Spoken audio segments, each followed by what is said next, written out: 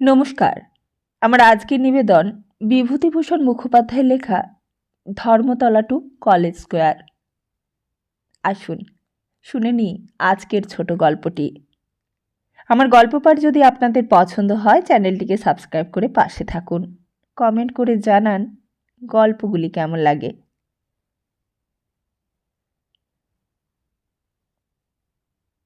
ধর্মতলার মোড়ে ট্রামে উঠিলাম। চিঠির অফিসে যাইতে হইবে। একটু অগ্রসর হইয়াছি, এমন সময় রব উঠিল। এই বাঁধো বাঁধো লেডি, একদম সে বাঁধ করকে, স্ত্রীলোক উঠতা হ্যায়। ঘুরিয়া দেখিলাম একটি 24-25 বছরের যুবক মন্দগতি ট্রামের পাশে পাশে পা চালাইয়া অগ্রসর হইতেছে। রডটা ধরিবার জন্য ডান হাতটা উঁচু করা। উঠিবার উপক্রম করিতেছে, কিন্তু উপযুক্ত সাহস সঞ্চিত না হওয়ায় একেবারে থামিয়া না যাওয়া পর্যন্ত অপেক্ষা করিতেছে। আমার পাশের বেঞ্চে অত্যন্ত মোটা কাচের চশমা পরা একটি প্রবীণ ভদ্রলোক বসিয়াছিলেন।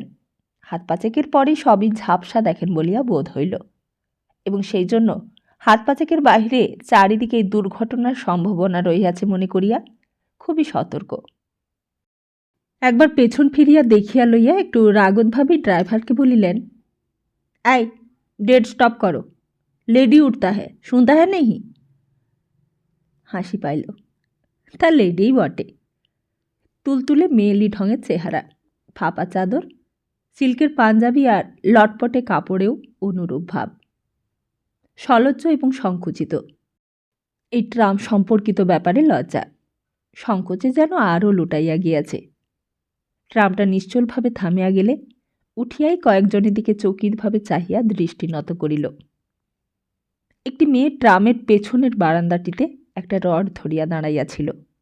যুবক উঠিতেই নিম্নস্বরে বলিল, চলো সামনের সিটটায় গিয়ে বসি, খালি আছে। এতক্ষণে ভুলটা বুঝিতে পারিলাম। এই তাহা হইলে লেডি। কালোর উপর বেশ সুশ্রী, একটা টকটকে লাল শাড়ি পরা, পায়ে অল্প একটু উঁচু গোড়ালির জুতো, হাতে একটি খর্বাকৃতি ছাতা। সঙ্গীর অবস্থায় একটু লজ্জিত হইয়া পড়িয়াছে, তবুও ভাবটা বেশ সপ্রতিভ। দুজনেই একটু অগ্রসর হইল। যুবক বলিল, তুমি এই লেডির সিটটাতে বসো না, আমি বরং ওখানটা গিয়ে বসছি। অর্থাৎ গা ঝাড়া দিতে চাই ও।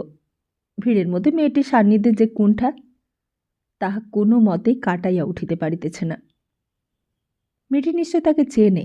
বেশ একটু দৃঢ়তার স্বরেই বলিল, আচ্ছা এসো তো তুমি। আমার সামনে একটি বেঞ্চ খালি ছিল, সেইটাতে গিয়া দুইজনে বসিল। একটু চুপচাপ গেল। তাহার পর মেয়েটি মাথা নামাইয়া ধীরে ধীরে বলিল, আমার এমন হাসি পাচ্ছে। যুবক কারণটা যে বুঝে নাই এমনটা নয়, তবু জড়িত কণ্ঠে প্রশ্ন করিল, কেন? মেয়েটা ঘুরিয়া একবার পেছনে চাহিল। আমি একটা খবরের কাগজ পড়িতেছিলাম, সেটা সঙ্গে সঙ্গে তুলিয়া ধরিতে আমার মুখটা দেখিতে পাইল না। নিজের পড়া লইয়া আছি ভাবিয়া নিশ্চিন্ত স্বরে কহিল, কেন আবার? তোমার কাণ্ড দেখে সবাই লেডি হ্যাঁ বাঁধকে করছে, আর লেডির সাহসই হচ্ছে না যে টপ করে উঠে পড়বেন। আগে ভাগে উঠে পড়ে এমন লজ্জা করছিল আমার। তোমায় ঠাট্টা করে সব লেডি বলছে, কি আমায় ইঙ্গিতে টম বয় বলছে। এমন জ্বালাতেও পড়ে মানুষে। একটু তরল হাসি উঠিল। উত্তর হইল, গেলে কেন উঠতে না থামতেই? অপরাধ হয়েছিল, লেডি সঙ্গিনীকে আগে তুলে দেওয়া উচিত ছিল বটে। আর একটু হাসি ছলছল করিয়া উঠিল। তারপর আজকে কেমন আমার অনেক দিন পর স্কুলের খেলাধুলোর ড্রিল স্কিপিংয়ের কথা মনে পড়ে গেল।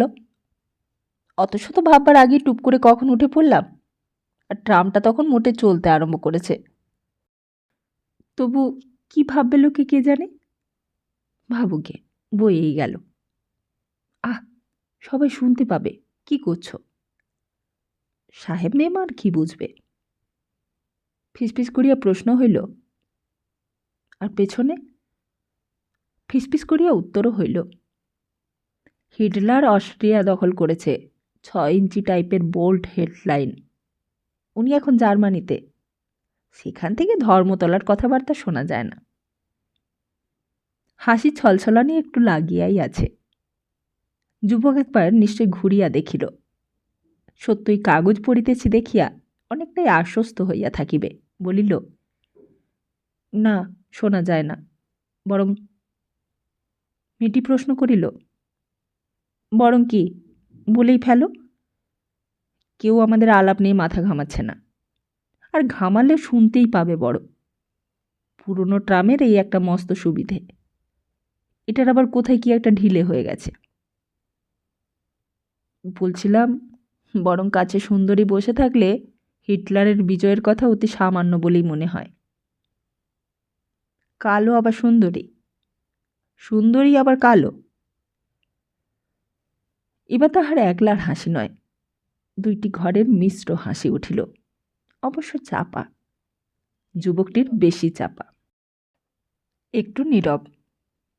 আবার হিটলারে মনোসংযোগ করিব প্রশ্ন হইল, আচ্ছা, আমি কাছে রয়েছি বলে তুমি এমন গুটিসুটি মেরে রয়েছ কেন বলো দেখিনি? যেন ভয়েই সারা। আমি প্রথমেই বলেছিলাম, এ তোমার কর্ম নয়। ল কলেজের ফার্স্ট বয় হলেই হয় না। বড় মরাল ক্যারেজের অভাব তোমার।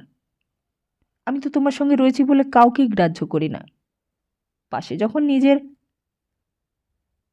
এই সময় ট্রামটা দাঁড়াইয়া পড়ায় বাক্যটা অসমাপ্ত রহিল। আমাদের সামনে এই সময় কয়েকটা সিট খালি হইল। একটা ইংরেজি যুবক আসিয়া একটাতে বসিয়া যাইয়া হঠাৎ উঠিয়া দাঁড়াইল এবং আমাদের যুবক দম্পতির সামনের সিটে উপবিষ্ট সাহেবটির দিকে চাহিয়া বলিয়া উঠিল, হ্যালো জোন্স, তুমি এখানে? জামালপুর থেকে কবে এলে? জোন্স করমর্দনের জন্য হাত বাড়াইয়া বলিল, পরশু এসেছি। তোমাকে আমার স্ত্রীর সঙ্গে পরিচিতি করিয়ে দিই। তোমার ঠিকানা কোনো মতে জোগাড় করতে পারলাম না, খবর দিতে পারিনি, মার্জনা করো। আগন্তুক বন্ধু পত্নীর সহিত করমর্দন করিয়া কুশলাদি প্রশ্ন করিল। ওদের একেবারে সামনের 2টো সিট। 3 জনের কথাবার্তা জমিয়া উঠিল। ইতিমধ্যে ট্রাম ছাড়িয়া আওয়াজটা বাড়িয়াছে। মেয়েটি প্রশ্ন করিল, আচ্ছা, যাচ্ছ তো আমায় নিয়ে ওভারটুন হলের মিটিংয়ে। ধরো যদি কোনো বন্ধুর সঙ্গে দেখা হয়, ওইরকমভাবে ইন্ট্রোডিউস করিয়ে দিতে পারবে? যুবকটি শুষ্ক কণ্ঠে বলিল, নিশ্চয়ই, এ আর কি শক্ত। কি বলবে? বলবো। কন্ট্রাক্টর আসিয়া দাঁড়াইল। আমি মাসিক টিকিটটা তুলিয়া ধরিলাম। যুবকটি সামনে গিয়া দাঁড়াইল। সঙ্গটা মন্দ লাগিতেছিল না। আমি কাগজের উপর দিয়া দেখিতে লাগিলাম কত দূরের দৌড়। যুবকটা একটু ইতস্তত করিল, তাহার পর একটা আটানি বাহির করিয়া বলিল, শ্যামবাজার। মেয়েটি একটু আশ্চর্য হইয়া বলিল, সে কি, কলেজ স্কোয়ারে নামবে না? যুবক একটু অপ্রতিভভাবে দুর্বল কণ্ঠে বলিল, শ্যামবাজারই চলো না। বারে, মিটিং কলেজ স্ট্রিটে ওভারটুন হলে, আর যাবে শ্যামবাজারে? আরও দুর্বল সন্ত্রস্ত কণ্ঠে উত্তর হইল, আহ, আস্তে। কন্ট্রাক্টর একটু অসহিষ্ণুভাবে বলিল, কোথাকার দেবো ঠিক করে ফেলুন। মেয়েটির মুখের দিকে চাহিয়া বলিল, কলেজ স্কোয়ার। কাগজের ওপর হইতে দেখিলাম মেয়েটি একবার সঙ্গীর দিকে চাহিল। মুখ দেখিতে না পাইলেও বুঝিলাম তাহার অবস্থা তখন অতীব শোচনীয়। মেয়েটি কন্ট্রাক্টরের দিকে চাহিয়া বলিল, না, শ্যামবাজার। স্বর হঠাৎ গম্ভীর হইয়া গিয়াছে। ট্রাম তখন মোড় ফিরিয়া ওয়েলিংটন স্ট্রিটে প্রবেশ করিতেছে। টিকিট লওয়ার পর মেয়েটি ঘুরিয়া পার্কের দিকে মুখ করিয়া বসিল। বুঝিলাম রসভঙ্গ হইয়াছে। এইবার নিঝুমের পালা চলিবে। কাগজগুলো ঠিক করিয়া লইয়া আবার হিটলার অভিযানে মনোনিবেশ করিয়াছি। এমন সময় জার্মানি থেকে শুনিলাম গাঢ় অনুতপ্ত ভাবাকুল স্বরে অনুযোগ হইতেছে, রাগ করেছ? স্বর লক্ষ্য করিয়া বুঝিলাম মুখটাও রোসাম্বিতার ঘাড়ের কাছাকাছি আসিয়া পড়িয়াছে। নিতান্ত যদি ঘাড়ে নাই পড়িয়াও থাকে। একটু শঙ্কিতও হইলাম। ছেলে মানুষদের কাণ্ড, ট্রামের মধ্যেই জ্ঞান হারাইয়া কিছু একটা না করিয়া বসে। একটু গলা খাকারি দিলাম। কিন্তু আমাকে যাহারা জার্মানি প্রবাসের অপবাদ দিয়াছিল, তাহারা নিজেই এখন শুধু অন্য দেশেই নয়, একেবারে অন্য লোকে। কোনো ফলই হইল না। শুনছ, রাগ হলো নাকি? একটু চুপচাপ। আবার কেন যে শ্যামবাজারে টিকিট করতে চাইছিলাম একবার তো জিজ্ঞেসও করলে না। শুধু রাগ। বুঝতে পেরেছি, জিজ্ঞেস করার প্রয়োজন নেই। ওভারটুন হলে যদি আবার কারোর কাছে পরিচয় করিয়ে দিতে হয় সেই ভয়ে। যে পরিচয়ে গর্ব তাতে ভয়? থামো, খুব গর্ব। গর্ব না লজ্জা? কালো নিয়ে। তাই তো এড়িয়ে যাচ্ছ। আরও চাপা গদগদ স্বরে উত্তর হইল, আমার কালোর কাছে কোনো ফর্সা দাঁড়াতো, একবার দেখতাম। ওহ, তাহলে কেন শ্যামবাজারের টিকিট করা হচ্ছে শুনি? স্বর পরিবর্তন হইয়াছে। কঠিন বরফে তরলতা আসিয়াছে একটু। যাক, ল কলেজের ফার্স্ট বয়, বাঙালি যুবক, সে চলতি ট্রামে উঠিতে না পারুক, কথায় সে মন ভিজাইতে পারিয়াছে। ইহাতে আশান্বিত হইলাম। ওই করিয়াই তো খাইবে। প্র্যাকটিসও হইতেছে জজ সাহেবের চেয়ে কড়া এজলাসে। আহা, ভালো। যুবক সেই রকম গাঢ়স্বরে বলিল, বলবো? শুনি না। আজ আর মিটিং ফিটিং ভালো লাগছে না। ইচ্ছে করছে দুইজনে সব থেকে বিচ্ছিন্ন হয়ে আজকের দিনটা কাটাই। কতটুকুই বা পাই তোমায় নন্দা? কথাটা নিশ্চয়ই অন্য তরফের মর্মস্পর্শ করিল। কোনো উত্তরই হইল না খানিক্ষণ। আবার আপিল হইল, কি মত তোমার? আমার আবার আলাদা মত আছে নাকি? তা কোথায় কাটাবে? সিনেমা? সিনেমায় কি পরস্পরকে পাওয়া যায় নদু? এদিকে কায়ার ভিড়, ওদিকে ছায়ার ভিড়। বাস্তবে অবাস্তবে ওখানে অনুভূতিটাকে আধখ্যাচড়া করে দেয়। তুমি থাকবে পাশে, অথচ সে কথা ভুলে এক অলিক ছায়ালোকে তোমার পেছনে ঘুরব। কখনোই নাগাল পাব না। আমি তোমায় চাইছি, পেয়েওছি, অথচ বিরহী যক্ষের মতো। ট্রাম বউবাজারের মোড়ে দাঁড়াইল। একটু ওঠানামাও চলিল। পুরাতনের স্থানে নতুনরা আসিয়া বসিল। বিষমভালাপ একটু স্থগিত রহিল। আমি অস্ট্রেলিয়া অভিযানের আরেকটা প্যারাগ্রাফ শেষ করিলাম। সামনে সাহেব দম্পতির পরিত্যক্ত সিটে একটি বৃদ্ধ বাঙালি ভদ্রলোক আসিয়া বসিলেন। মেয়েটি অতি সাধারণ উৎসুকের কণ্ঠে কতকটা জোরেই যুবককে প্রশ্ন করিল, আচ্ছা, এপ্রিল থেকে শুনছি আমাদের ইআইআর এর কর টাইম অনেক চেঞ্জ করবে, সত্যি নাকি? অর্থাৎ এই ধরনের কথাই এতক্ষণ হইতেছিল এবং পরেও হইবে। প্রতিবেশী অযথাই উৎসুকের প্রয়োজন নাই।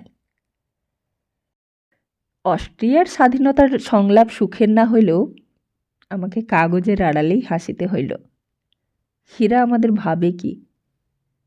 অথবা আমরাও বোধহয় এককালে এই করিয়াছি, সবাইকে এই রকমই ভাবিয়াছি। আজ আর মনে নাই। ট্রাম চলিয়া আবার শব্দ আরম্ভ হইল। যুবক আবার নিম্নকণ্ঠে বলিল,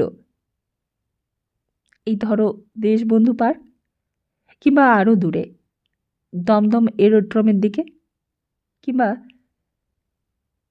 মেয়েটি উল্লসিত হইয়া উঠিল, বলিল, চলো, সত্যি চলো, দমদমই ভালো।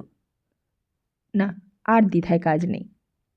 আহ, আস্তে, বাবা, ভয়েই সারা। বলছো তো যেতে, কিন্তু হবার যে উপায় নেই। শঙ্কিত কণ্ঠে উত্তর হইল, কেন? ওভারটুন হলের সামনে যতীন আর তিমি দাঁড়িয়ে থাকবে বলেছে, তোমার অভ্যর্থনা করবে। একটু চুপচাপ গেল। এদিকে অভ্যর্থনা আর ওইদিকে দমদমা। তারপর মেয়েটি মীমাংসা স্বরে বলিল, না, দমদমা যেতেই হবে কোনো রকমের। একটু আবদারে সুরে উত্তর হইল, আমি কিছুই শুনব না। আমার মিটিং ফিটিং একেবারে ভালো লাগছে না। বিয়ের আগে ওসব হুডুমদুম করে বেড়ানো শোভা পেত, আর এখন এখন দমদমা গিয়ে উড়ে বেড়ানো। ঠাট্টা রাখো। বুঝলাম মুখ আবার অন্যদিকে ফিরিয়াছে। বিমুখভাবেই উত্তর হইল, বাবা মা ভাগলপুর থেকে ফিরলেই বলবো। তারা নেই দেখে আমায় ভুজুং ভাজুং দিয়ে মিটিংয়ে একবার লোকের মধ্যে নিয়ে গিয়ে ক্রিয়াস চরিত্র। ভদ্র সন্তানকে তো বড়ই ফাপড়ে ফেলিল মেয়েটা। কিন্তু আমার হাতে তো কোনো রকম উপায় ছিল না। থাকিলেই বা ট্রামের এই ক্ষণরচিত অন্তঃপুরে প্রবেশের পথ কোথায়? অধিকারী বা কি? চুপ করিয়া বসিয়া ঘটনাটা কিভাবে বিকশিত হয় তাহারই অপেক্ষা করিতে লাগিলাম। শানু, ওই যুবক ওই মেয়েটিকে ডাকিল। এরই মধ্যে নন্দ, নদু, সোনু, আবার এই শানু। টুকরা এই পাপড়িগুলির মূল পুষ্পটা কি? সুনন্দা? সে যাই হোক, বড় বেদনা বোধ হইতেছিল। নামের প্রতি অক্ষরের মধ্যে যে এতটা মধু পাইয়াছে, তাহার এই বঞ্চনা। কোনো উত্তর নাই। প্রশ্ন হইল, কিন্তু এই অবস্থায় করাই বা যায় কি? বলোই না। যা বলবে তা না হয় করা যাবে। সংক্ষিপ্ত উত্তর হইল, দমদমা। কিন্তু কি করে হবে? তারা পথ আগলে রয়েছে যে। এ পথ ছেড়ে দাও। ঘুরে? বউবাজার দিয়ে? একটু থামিয়া আবার করুণ কণ্ঠে প্রশ্ন হইল,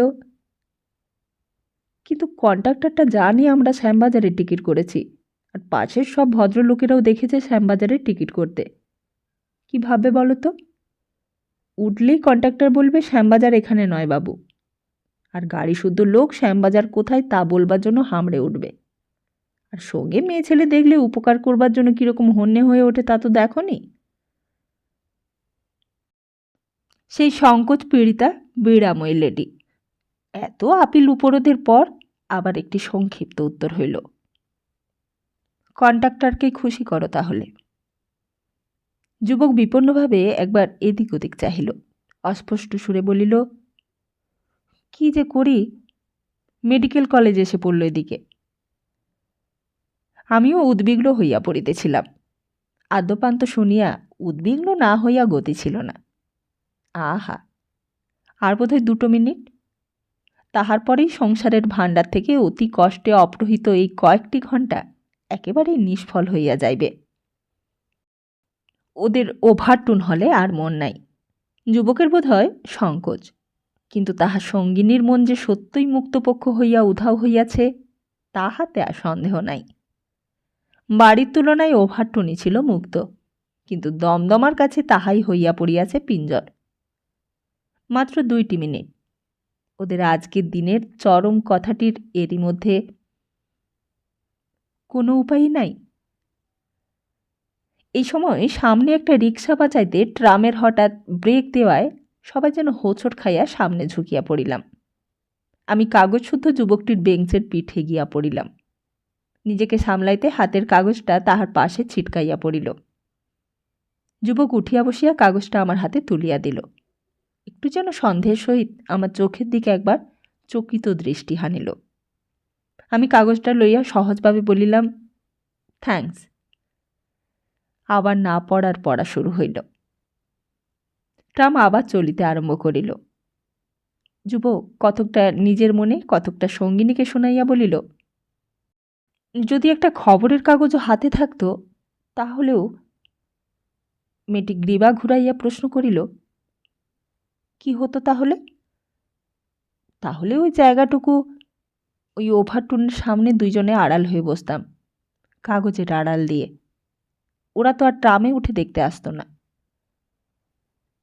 মনে হইল যেন স্বামী গরবিনী প্রশংসাদীপ্ত নেত্র তুলিয়া চাহিল। এটা আমার নিজ কল্পনাও হইতে পারে, কিন্তু এর পরের নীরবতাটুকুতে যেন এই ছবি ফুটিয়া উঠিল। অন্তত সে যে ঘুরিয়া বসিয়াছে তাহাতে আর সন্দেহ রহিল না আমার। একটু পরে শুনিলাম, খবরের কাগজ তো রয়েছে। কই? পেছনে। দেখ, যাওয়া যায় কখনো? মেয়েটি ঘেঁষিয়া আসিল, আরও নিম্নকণ্ঠে বলিল, একটা উপায় ঠাউরেছি, কিন্তু তুমি যা মেয়ে মুখো, আমি শুনিয়ে শুনিয়ে তোমায় জিজ্ঞেস করি, কোয়ালেশন মিনিস্ট্রি ফর্ম করবার কি হলো বলতে পারো? তুমি বলবে, না না, আজকের কাগজটা মোটেই পড়া হয়নি, অথচ ভয়ানক আগ্রহ জেগে রয়েছে। তাহলেই ভদ্রলোক ভদ্রতা করে কোনো না কোনো কাগজ একবার বাড়িয়ে দেবেন। অর্ধেক পড়ে অমৃত বাজারটা যদি না ফেলে আসতে তাড়াতাড়ি।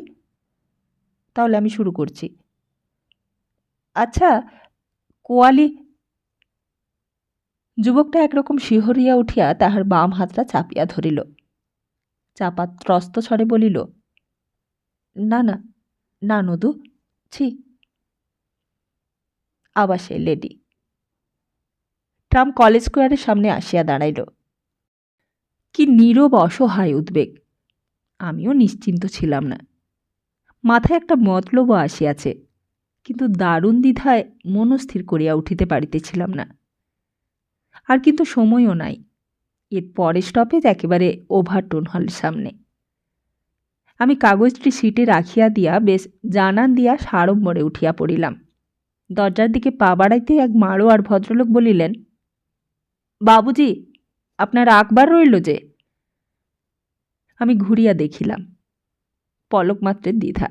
তাহার পর বিমূঢ় দৃষ্টি যুবকটিকে দেখাইয়া ভদ্রলোকটিকে বলিলাম, না, কাগজটা ওর পড়তে নিয়েছিলাম। ফলাফল কি হইল আর ফিরিয়া না দেখিয়া তাড়াতাড়ি নামিয়া পড়িলাম।